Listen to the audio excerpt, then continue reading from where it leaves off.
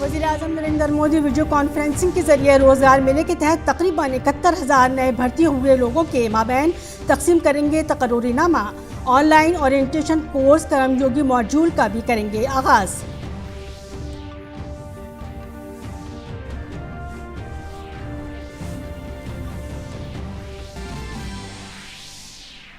Gujarat assembly इंतखाबात के पहले मरहले के लिए इंतखाबी मुहिम तेज। बीजेपी के कौमी सदर JP नड्डा और सीनियर लीडर अमित शाह रियासत में करेंगे इंतखाबी रैलियां।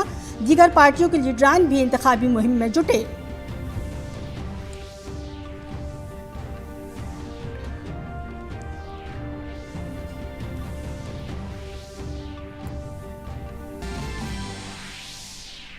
वज़ीर दिफा राजनाथ सिंह कंबोडिया के 2 रोज़ा दौरे पर पहली भारत आसियान वज़राए दिफा की मीटिंग की करेंगे मुश्तरका सदारत। मीटिंग के दौरान भारत आसियान शराकतदारी को फ़रोग़ देने के लिए मुतअद्दिद इक़दामात का होगा ऐलान।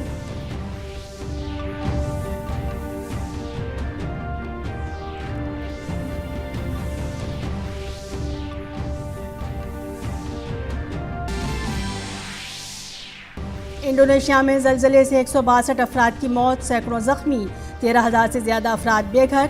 मलबे के नीचे दबे लोगों की तलाश जारी। वज़ीर ख़ारजा डॉक्टर S जयशंकर ने किया इज़हार अफसोस।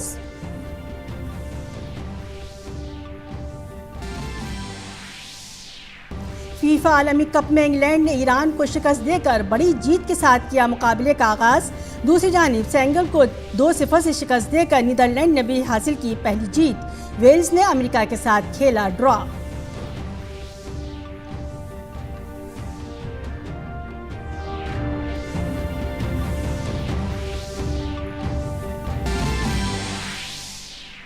फीफा आलमी कप में अर्जेंटीना ग्रुप C में सऊदी अरब के खिलाफ करेगा मुहिम का आगाज। डेनमार्क का सामना ट्यूनिस से, मैक्सिको और पोलैंड की टीमें होंगी मद्दे मुकाबिल। दूसरी जानिब दिफाई चैंपियन फ्रांस के सामने होगा ऑस्ट्रेलिया का चैलेंज।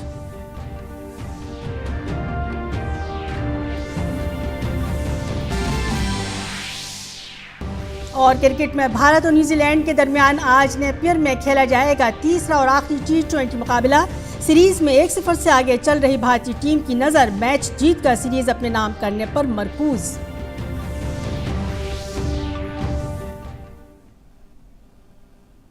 आदाब, 9 बजे के खबरनामे में आपका खैर मकदम है। मैं हूं सबिया खान। खबरें तफसील से। वज़ीर-ए-आज़म नरेंद्र मोदी आज रोज़गार मेले के तहत तकरीबन 71,000 नए मुकर्रर करदा दरख्वास्त दहंदगान को वीडियो कॉन्फ्रेंसिंग के जरिए तकर्रुरीनामा देंगे। तकर्रुरीनामों की कापियाँ मुल्क के 45 मकामात पर नए मुकर्रर करदा अफराद के हवाले की जाएंगी। इससे कबल भरी गई पोस्टों के ज़ुमरे के अलावा teacher, lecturer, nurse, nursing officer, doctor, pharmacist, radiographer और दीगर टेक्निकी और पैरामेडिकल की आसामियाँ पर भी भर्ती की जा रही है। वज़ारत दाखिला भी मुख्तलिफ मरकज़ी मुसल्लह अफवाज में बड़ी तादाद में आसामियों पर भर्ती कर रही है। वज़ीर-ए-आज़म कर्मयोग मॉड्यूल का भी आगाज़ करेंगे। ये मॉड्यूल मुख्तलिफ सरकारी महकमों में तमाम नई भर्तियों के लिए एक ऑनलाइन ओरिएंटेशन कोर्स है। ये कोर्स सरकारी मुलाजमीन के लिए ज़ाब्ते अखलाक, काम की जगह पर अखलाकियात और दयानतदारी, इंसानी वसाइल की पॉलिसियों और दीगर फ़वाइद और अमरात का अहाता करेगा। रोज़गार मेला रोज़गार पैदा करने को अव्वलीन तरजीह देने के वज़ीर-ए-आज़म के अहद को पूरा करने की तरफ एक कदम है। इससे कबल अक्टूबर में रोज़गार मेले के तहत 75,000 से ज़ायद नए भर्ती होने वाले अफराद को तकर्रुरीनामे दिए गए थे। गुजरात असेंबली इंतखाबात के पहले मरहले के लिए इंतखाबी मुहिम उरूज पर पहुंच गई है। इस मरहले में पोलिंग 1 दिसंबर को होगी। तमाम सियासी जमातों के सरकर्दा रहनुमा वोटरों को अपने हक में करने की कोशिश कर रहे हैं। आज बीजेपी के कौमी सदर JP नड्डा गुजरात में 4 जलसे आम खिताब करेंगे। JP नड्डा शहीरा, चांसमा, सुधपुर और नेकुल हलकों में जलसे आम करेंगे, तो दूसरी तरफ मरकजी वज़ीर दाखिला और senior BJP leader Amit Shah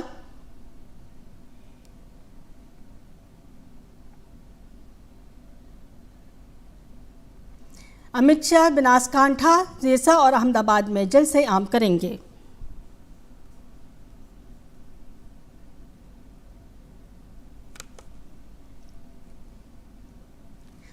Gujarat इंतखाबात के पहले मरहले की पोलिंग में सिर्फ 9 दिन बाकी हैं। ऐसे में अब हर पार्टी ने अपनी पूरी ताकत इंतखाबी मुहिम में लगा दी है। स्टार कैंपेनर्स के यके बाद दीगरे रैलियां कर रहे हैं। गुजरात में अपोजिशन जमातें भी पूरी कुव्वत के साथ इंतखाबी मुहिम में मसरूफ़ हैं। कांग्रेस और आम आदमी पार्टी के स्टार कैंपेनर रियासत में वोटरों को राग़िब करने की मुसलसल कोशिश कर रहे हैं। कांग्रेस लीडर राहुल गांधी ने कल रियासत में 2 रैलियाँ की। कांग्रेस के साबिक़ सदर राहुल गांधी पीर को पहली बार इंतखाबी मुहिम के लिए गुजरात पहुंचे। वहीं दिल्ली के वज़ीर आला अरविंद केजरीवाल, पंजाब के वज़ीर आला भगवंत मान भी अपनी पार्टी के लिए रियासत में माहौल बना रहे हैं। भगवंत मान ने उमरगाम में रोड शो करके दोनों सियासी जमातों यानी कांग्रेस और बीजेपी पर हमला किया। तमाम सियासी जमातें अपनी अपनी जीत के दावे कर रही हैं।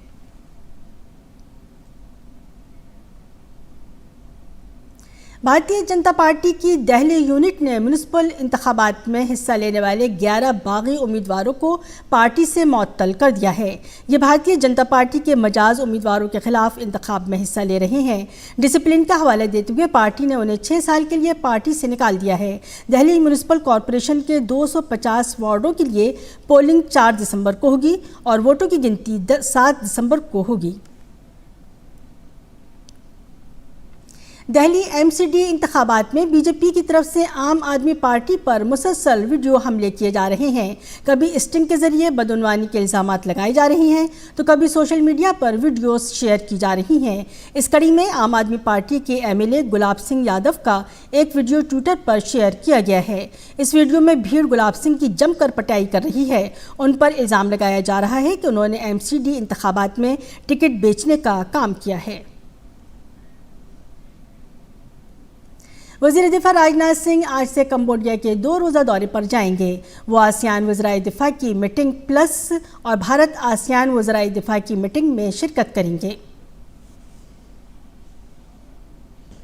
ADDM प्लस और भारत आसियान वज़राए दिफ़ा की मीटिंग के अलावा वज़ीर दिफ़ा राजनाथ सिंह शरीक ममालिक के वज़राए दिफ़ा के साथ 2 तरफ़ा बातचीत करेंगे। बातचीत के दौरान राजनाथ सिंह दिफ़ाई ताउन के मामलात और बाहिमी मफादात के रवाबित को मज़ीद मजबूत करने के तरीक़ों पर तबादला ख्याल करेंगे। वज़ीर दिफ़ा राजनाथ सिंह कंबोडिया के नायब वज़ीर आज़म और वज़ीर दिफ़ा समदेश पिचे सेना TEA बान की दावत पर कंबोडिया के सरकारी दौरे पर हैं। कंबोडिया ADMM प्लस के सदर के तौर पर 9वें सालाना मीटिंग की मेज़बानी कर रहा है। भारत आसियान ताल्लुकात के 30 साल मुकम्मल होने पर भारत और कंबोडिया भारत आसियान वज़राए दिफ़ा की पहली मीटिंग की मुश्तरका सदारत करेंगे। मीटिंग के दौरान भारत आसियान शराकतदारी को फ़रोग़ देने के लिए मुख्तलिफ इक़दामात के ऐलान का मनसूबा है। भारत आसियान वज़राए दिफ़ा की पहली मीटिंग आज वज़ीर दिफ़ा राजनाथ सिंह की सदारत में होगी और कल वो आसियान ममालिक के वज़राए दिफ़ा से खिताब करेंगे। वो कंबोडिया के वज़ीर आज़म से भी मुलाकात करेंगे। आइए देखते हैं कि क्या है ASEAN. Association of south east Asian Nations एक इलाकाई तंजीम है जो अलग-अलग पड़ोसियों को इक़्तिसादी और सिक्योरिटी के मसाइल पर बात करने के लिए एक साथ लाता है, लेकिन ग्रुप का दायरा महदूद रहता है। ये 10 जनूबी साबिक़ एशियाई ममालिक की एक बैन सरकारी तंजीम है जिसमें Brunei, Cambodia, Indonesia, Laos, Malaysia, Myanmar, Philippines, Singapore, Thailand और वियतनाम हैं। आसियान ममालिक की कुल आबादी 66.2 करोड़ है और मजमूई घरेलू पैदावार यानी GDP $3.2 ट्रिलियन है। इस ग्रुप ने एशियाई इक़्तिसादी इत्तेहाद में एक मरकज़ी किरदार निभाया है। ADMM प्लस में 10 आसियान ममालिक के अलावा भारत, चीन, ऑस्ट्रेलिया, जापान, न्यूजीलैंड, कोरिया जमहूरिया, OC यूनियन और रियासत मुत्तहिदा अमेरिका शामिल हैं। वज़ीर-ए-आज़म नरेंद्र मोदी ने कज़ाकिस्तान में सदारती इंतखाबात में कामयाबी पर कासिम-जोमार्ट तोकालिव को मुबारकबाद दी है। वज़ीर-ए-आज़म मोदी ने कहा कि वह दोनों ममालिक के दरमियान 2 तरफ़ा शराकतदारी को मज़ीद बनाने के लिए मिलकर काम करने के लिए कमर बस्ता हैं। वज़ीर-ए-आज़म ने अपने ट्वीट पैगाम में कहा, कज़ाकिस्तान का सदारती इंतखाब जीतने पर सदर कासिम-जोमार्ट तोकालिव को मुबारकबाद। मैं अपनी 2 तरफ़ा शराकतदारी को मज़ीद मजबूत बनाने के लिए उनके साथ मिलकर काम करने का ख्वाहिशमंद हूँ। इंडोनेशिया में आए जलजले से 162 अफराद की मौत और सैकड़ों जख्मी हो गए। जलजले की शिद्दत का अंदाज़ा 5.6 लगाया गया। अमेरिकी जियोलॉजिकल रिपोर्ट सर्वे के आदाद-ओ-शुमार के मुताबिक जलजला मगरबी जावा के शहर सयानजुर में 10 किलोमीटर की गहराई पर आया। अहम बात यह है कि जिस इलाके में जलजला आया है वो गुंजान आबादी वाला खित्ता है और वहाँ लैंडस्लाइडिंग का खदशा है। कई इलाकों में आर्जी मकामात मलबे में तब्दील हो गए हैं। इमदादी कारकुन रात भर लोगों को बचाने की कोशिश करते रहे। लोग मुनहदम इमारतों के नीचे फंसे हुए हैं। 13,000 से ज़्यादा लोग बेघर हो गए हैं। उन्होंने खदशा जाहिर किया कि मरने वालों की तादाद में इजाफे का खदशा है, क्योंकि बहुत से लोग अब भी जाए वक़ुआ पर फंसे हुए हैं। महाराष्ट्र फिल्म में stage and cultural corporation limited के मैनेजिंग डायरेक्टर डॉक्टर अविनाश ढाकने का कहना है कि आज फिल्म डायरेक्शन चंद लोगों तक महदूद नहीं है, बल्कि अब कोई भी इंसान फिल्म डायरेक्ट कर सकता है। उन्होंने कहा कि अब फिल्म से मुताल्लिक़ काम में नए लोगों के लिए कई रास्ते खुले हैं। डॉक्टर अविनाश ढाकने ने कहा कि आज फिल्म बनाने से अहम फिल्म बेचना ज़्यादा अहम हो गया है। डॉक्टर अविनाश ढाकने से हमारी नामा निगार शहर निगार ने खुसूसी गुफ्तगू की। हमारे साथ मौजूद हैं अविनाश ढाकने जी। बहुत बहुत स्वागत है आपका दूरदर्शन में। आपसे जानना चाहेंगे कि इस समय आपका जो पवेलियन है इसकी थीम है बॉलीवुड और महाराष्ट्र का कनेक्शन जो है, तो बॉलीवुड का महाराष्ट्र से कनेक्शन ये बहुत पुराना है, हम सब जानते हैं। आप इसकी कुछ विशेषता बताएंगे? ऐसे कि फिल्म की शुरुआत ही महाराष्ट्र में हुई है। दादा साहब फाल्के जी ने जब शुरुआत की मोशन पिक्चर्स की, और हिंदी फिल्म इंडस्ट्री जो है वो मुंबई में है बेसिकली। और सालों से 1977 में एक्चुअली मुंबई में चित्रनगरी की स्थापना हुई और वहाँ पे फिल्म शूटिंग के लिए जो भी सुविधाएं ज़रूरी है वो सब दी जाती है। और महाराष्ट्र में और भी ऐसे बहुत सारे स्पॉट्स है जहाँ पे शूटिंग किया जाता है। तो मेरे हिसाब से बॉलीवुड तो है ही, but Maharashtra as such as a destination also कि बाहर के लोगों को आके शूटिंग करने के लिए बहुत अच्छा मौका है। और महाराष्ट्र में फिल्म के लिए शूटिंग के लिए जो सुविधाएं देना जरूरी होता है, परमिशंस की आवश्यकता होती है, वो सब सिंगल विंडो के तहत अभी दी जा रही है। हम बात करते हैं फिल्म निर्माण की, तो फिल्म निर्माण में क्या क्या ऐसी चीज़ें हैं जो महाराष्ट्र में इजीली अवेलेबल हो जाती हैं या फिर हमें बाहर जाना पड़ता है उनके लिए? ऐसे कि जो पर्टिकुलरली हिंदी फिल्म इंडस्ट्री है उसके जो एक्टर्स एक्ट्रेसेस है, प्रोडक्शन हाउसेस है, majority of them are in Mumbai, they are based out of Mumbai. और फिल्म सिटी जो है दादा साहब फाल्के चित्रनगरी जिसको बोला जाता है, गोरेगांव ईस्ट में जो स्थापित है, 521 एकड़ में फैला हुआ है। बहुत ही सेरीन वहाँ पे जो वातावरण है, तो वहाँ पे स्टूडियोज़ भी 15 करीबन स्टूडियो है, उसमें AC नॉन AC भी स्टूडियो है, अराउंड 70 लोकेशंस है। तो फिल्म के लिए जो जरूरी है वो सब वहाँ पे है शूटिंग के लिए। आज का जो युवा है वो बहुत सारी नई नई फिल्में बना रहा है और बहुत अच्छी फिल्में बना रहा है। नए युवा जो महाराष्ट्र में आकर फिल्म बनाना चाहते हैं उनके लिए क्या संदेश?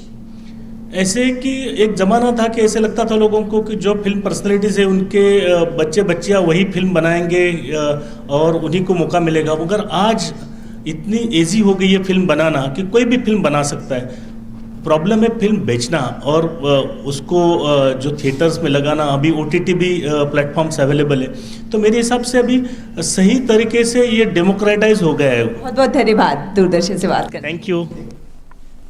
भारतीय बैनुल-अक़वामी फिल्म फेस्टिवल के लिए इस साल मुल्क के कोने कोने से 75 ऐसे नौजवानों को क्रिएटिव माइंड्स ऑफ टुमारो के तौर पर मंतखब किया गया है, जिनके पास हुनर है, विजन है, लेकिन ज़राए और वसाइल नहीं हैं। आइए देखते हैं इन मुंतखब नौजवानों से हमारी नुमाइंदा शाहला निगार की खुसूसी गुफ्तगू। भी क्रिएटिव माइंड के लिए चुनी गई हैं, आपको सर्टिफिकेट भी मिला, कैसा लग रहा है? मेरा नाम कंचन है, मैं मुंबई से हूँ और मैं एक्टिंग कैटेगरी के लिए सिलेक्ट हुई हूँ, तो मुझे बहुत अच्छा लग रहा है। अब मैं गवर्नमेंट की तरफ से सर्टिफाइड एक क्रिएटिव माइंड हूँ, तो मुझे और भी ज़्यादा अच्छा लग रहा है उस बारे में। और जैसा आपने पूछा कि जैसा आपने कहा कि भारत के अलग अलग कोने से लोग आए हैं और फिल्म का फ्यूचर क्या होने वाला है, तो मुझे ये बेहद खुशी मिल रही है कि हर पूरे देश के अलग अलग कोने से लोग सिलेक्ट किए गए हैं और हर किसी को मौका दिया जा रहा है अपने आप को, अपनी प्रतिभा को बताने का, शोकेस करने का। वो got selected for my animated short film A Sudden Friend।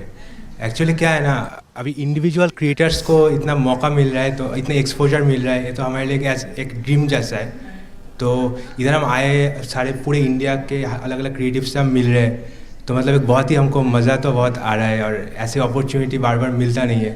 I have been selected for my animated short film Nina, and I'm very glad that I have take part in Creative Minds of Tomorrow. हम लोग मैं जहाँ से belong करता हूँ, वहाँ पे बहुत सारे मेरे से भी बहुत अच्छे क्रिएटिव लोग हैं वहाँ पे, लेकिन वो लोग को उतना चांस नहीं मिलता है। तो मुझे यहाँ पे चांस मिल के शायद वो लोग को भी एक इनकरेजमेंट मिलेगा कि वो लोग भी इसमें पार्टिसिपेट कर पाए। मैं यहाँ as a music composer select हुआ हूँ। लाइक गवर्नमेंट की तरफ से इनिशिएटिव रहा एंड हम सेलेक्ट हुए, तो ये बहुत बड़ी अपॉर्चुनिटी है मैम हम लोगों के लिए कि हम यहाँ अपने अपने स्टेट्स को, अपने रीजन को रिप्रेजेंट कर रहे हैं। हाँ, सिनेमा बनाना तो बहुत डिफ़िकल्ट है, क्योंकि ये एक टीम वर्क है, तुम अकेले कोई कुछ नहीं कर पाएगा, तो सबका कोऑर्डिनेशन है कि हम एक फिल्म बना पाएंगे, अच्छी फिल्म बना पाएंगे।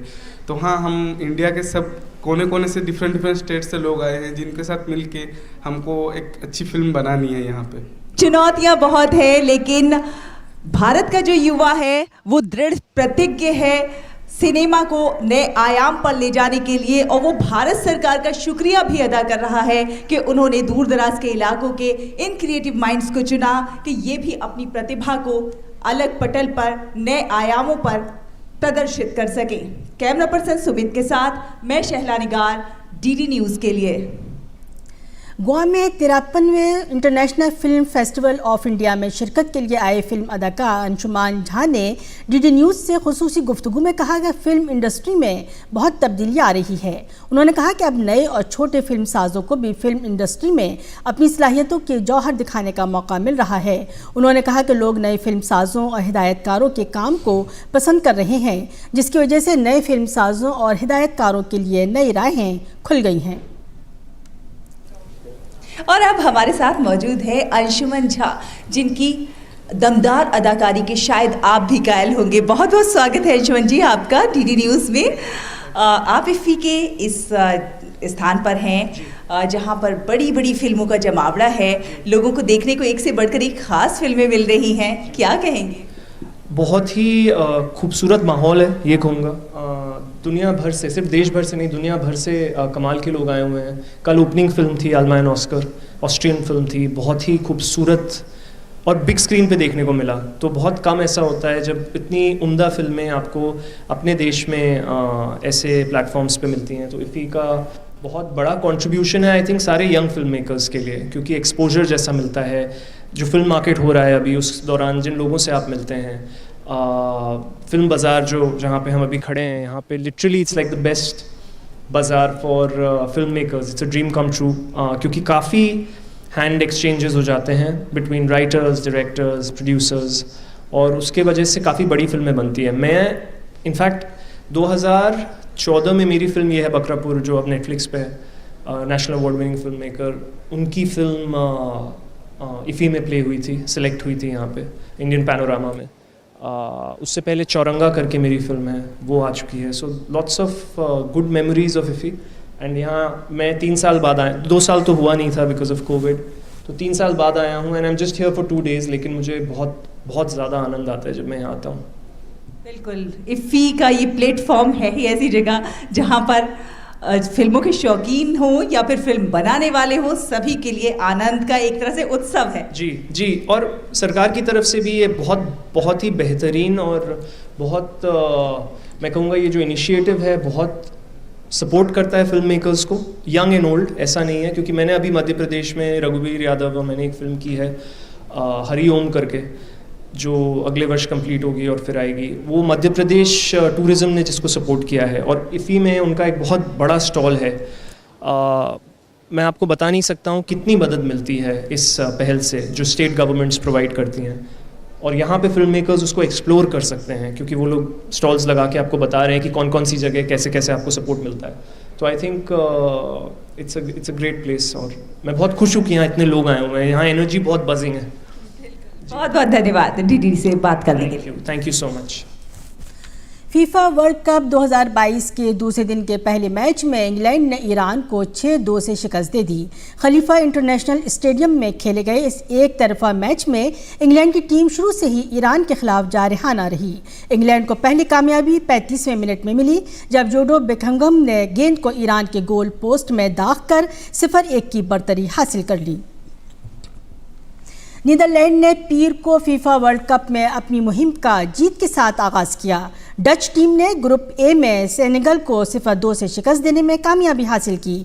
मैच के आगाज से ही दोनों टीमों के दरमियान सख्त मुकाबला हुआ, जिसकी वजह से पहले हाफ में कोई भी टीम गोल नहीं कर सकी। दूसरे हाफ में भी दोनों टीमों की जानिब से गोल करने की नाकाम कोशिशें देखने में आईं। 84वें मिनट में कोडी जेकोच ने जांग के पास पर गोल करके टीम को 0-1 से आगे कर दिया। डेवी क्लासिन ने मैच के इजाफी वक्त में एक और गोल करके नीदरलैंड को 0-2 से फतह दिलाई। इस जीत के साथ ही डच टीम ग्रुप ए में 3 पॉइंट्स के साथ सरे फहरिस्त हो गई है। 64 साल बाद फीफा वर्ल्ड कप में खेलने वाले वेल्स ने कप्तान गैरेथ बेल के गोल की मदद से अमेरिका के खिलाफ अपने पहले मैच में 1-1 से ड्रॉ कर लिया। मैच के बेशतर हिस्से में गेंद को अपने पास रखने वाले अमेरिका ने पहले हाफ में बढ़तरी हासिल कर ली। टिम्बोथी ने इनकी तरफ से पहला गोल 36वें मिनट में किया। पहले हाफ में अमेरिका ने अपनी 0-1 की बढ़तरी बरकरार रखी। वेल्स के पास मैच के 42वें मिनट में पेनल्टी की सूरत में बराबरी का बेहतरीन मौका था। टीम के सबसे तजुर्बाकार खिलाड़ी और कप्तान गैरेथ बेल ने पेनल्टी को गोल में तब्दील करके मैच 1-1 से बराबर कर दिया। कतर में जारी फीफा वर्ल्ड कप के आज के पहले मैच में टाइटल की दावेदार अर्जेंटीना का मुकाबला ग्रुप सी में सऊदी अरब से होगा। लगातार 36 मैचों में नाकाबिले शिकस्त रहने वाले अर्जेंटीना का मकसद ये मैच बड़े मार्जिन से जीतकर टूर्नामेंट का शानदार आगाज करना होगा। इस मैच में सबकी नजरें दुनिया के अब तक के अजीम तरीन खिलाड़ियों में से एक लियोनेल मेसी पर होंगी। आज के दूसरे मैच में डेनमार्क का मुकाबला ग्रुप डी में ट्यूनिस से होगा। इन दोनों टीमों के अलावा फ्रांस और ऑस्ट्रेलिया की टीमें इस ग्रुप में मौजूद हैं। ऐसे में डेनमार्क की पूरी कोशिश होगी कि वो ये मैच बड़े मार्जिन से जीतकर अगले राउंड में पहुंचने की उम्मीदें मजबूत करे। दिफाई चैंपियन फ्रांस भी आज से अपनी मुहिम का आगाज करेगा। ग्रुप डी में फ्रांस का मुकाबला ऑस्ट्रेलिया से होगा। वर्ल्ड कप से कबल फ्रांस अपने अहम खिलाड़ियों की चोट से परेशान दिखाई दे रहा है। दिफाई चैंपियन फ्रांस के पास जख्मी करीम बेंजेमा की मौजूदगी के बावजूद एक मजबूत फॉरवर्ड लाइन है। ग्रुप सी में शामिल मैक्सिको और पोलैंड आज से अपनी वर्ल्ड कप मुहिम का आगाज करेंगे। ये मैच इन दोनों के लिए इसलिए भी अहम है कि जो भी मैच ये जीतेगा उसके ग्रुप मरहले से आगे बढ़ने के ज़्यादा इम्कानात होंगे। पोलैंड के स्टार स्ट्राइकर रॉबर्ट लेवेंडोव्स्की का ये आखिरी वर्ल्ड कप हो सकता है। ऐसे में उनकी पूरी कोशिश होगी कि वो ये मैच जीतकर नॉकआउट राउंड में पहुंचने के अपने इम्कानात को मजबूत करें। नाजरीन, खबरनामे में अब हम ऐसे स्मार्ट शीशों के बारे में जानेंगे जो गुफ्तगू को सब टाइटल्स में बदल देते हैं। ये शीशा माजी की बातचीत का रिकॉर्ड भी रखता है और सारिफ की हिदायत पर माजी की बातचीत को दोबारा पेश भी कर सकता है। ज़रा गौर कीजिए, हम किसी से गुफ्तगू कर रहे हैं, उनकी बात हमें न सिर्फ सुनाई दे रही है बल्कि दिखाई भी देने लगे। सब टाइटल के रूप में इस तरह से स्मार्ट ग्लासेस में दिखाई भी दे और पढ़ने में भी आ जाए। ये एक तरह का कमाल है, ख़ास तौर से उन लोगों के लिए जो पढ़ना नहीं जानते या ऐसे बुजुर्ग अफराद जिनकी समात कमज़ोर पड़ गई है। इसका आविष्कार को एक्स्ट्रा कंपनी के जरिए मुमकिन बना दिया गया है, जिन्होंने एक स्मार्ट डिवाइस बनाई है।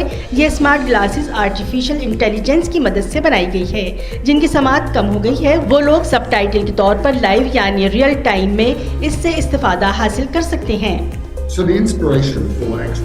इस स्मार्ट ग्लास को बनाने की प्रेरणा मेरे साथी डैन स्कार्फ के दादाजी को देखकर आई, जो 97 साल के हैं, सुन नहीं सकते लेकिन सब टाइटल के साथ टेलीविजन देख रहे थे और उसका आनंद भी ले रहे थे। तो अगर वह सब टाइटल का आनंद ले रहे हैं तो फिर हम उनके जीवन में सब टाइटल क्यों नहीं दे सकते। ये स्मार्ट ग्लासेस फ़ोन में इंस्टॉल करके एक ऐप से कांटेक्ट किया जा सकता है। ये न सिर्फ आपको सब टाइटल दिखाते हैं बल्कि आपकी भूली बातें भी याददाश्त में महफूज रखते हैं। ये पुरानी बातचीत को फिर से पढ़ने के लिए रिवाइंड भी कर सकते हैं। ये डिवाइस न्यूरो डाइवर्स में मुब्तला लोगों के लिए भी बहुत ज़्यादा मुआविन है जो कमज़ोर याददाश्त से परेशान हैं। One of the most difficult things मेरे जीवन में सबसे कठिन चीज़ों में से एक स्कूल और कॉलेज जाना था। मुझे याद है कि जब मैं अपने शिक्षक को देखता था तो मैं नोट्स रखने की कोशिश करता था, लेकिन इस गिलास की सबसे अच्छी बात यह है कि अब मैं किसी भी बातचीत या क्लास को अपने नोट्स की तरह फिर से पढ़ सकता हूँ। आर्टिफिशियल इंटेलिजेंस का ये शानदार काम आने वाले वक्त में काफ़ी मुआविन और मददगार साबित होगा। Bureau report, DD news Urdu खबरें। नाज़रीन, अब एक नज़र दिल्ली से शाये होने वाले उर्दू अखबारात पर।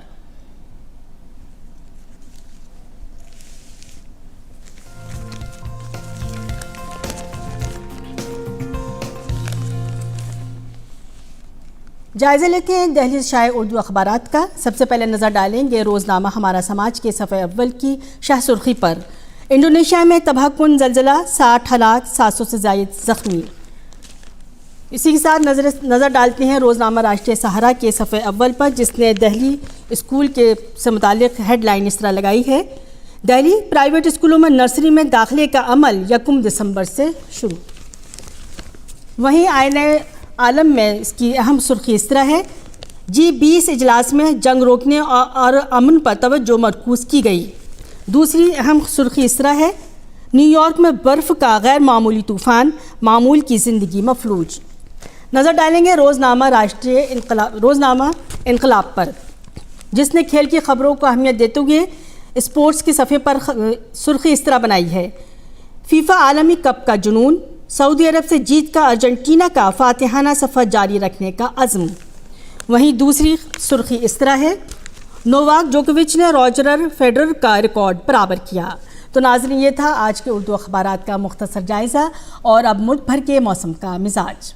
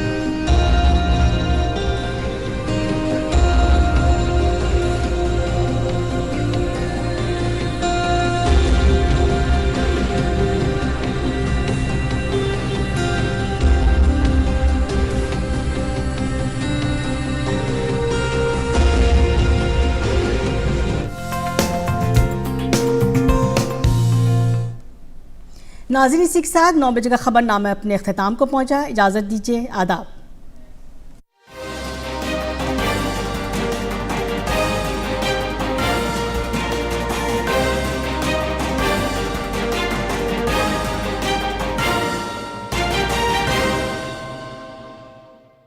देशभक्ति पर गर्व तभी होता है